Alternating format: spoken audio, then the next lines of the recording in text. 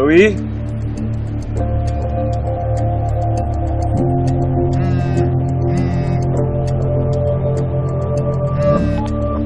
Yes, Eli?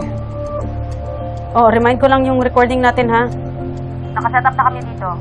Oh, shucks, I'm sorry. Nakalimutan ko. I'm just here sa house ni Joey.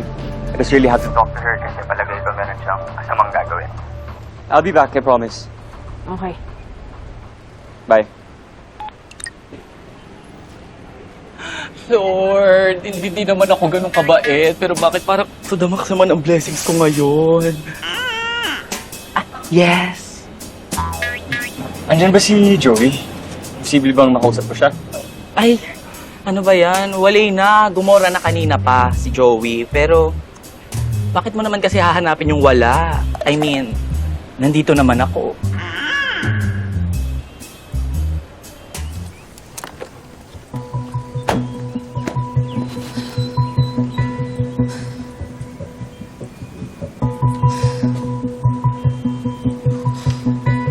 Will you please stop?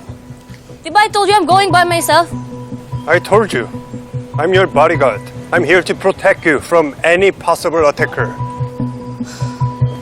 Basta ako, babatayin ko to si Opa. Please lang. I'm gonna go alone.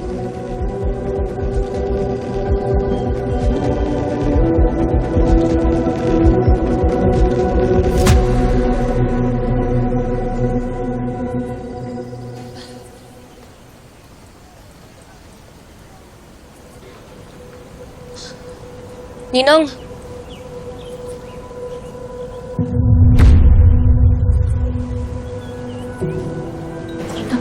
O anak, kumusta ka na?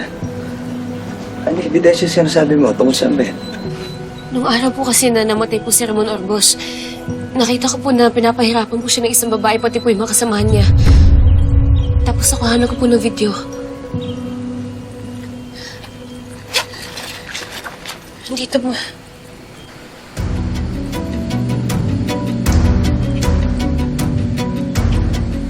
Natanong mo ba yung mga tao na kung may nakita silang flash drive? It contains a video of me and Ramon na kailangan kong mabawi.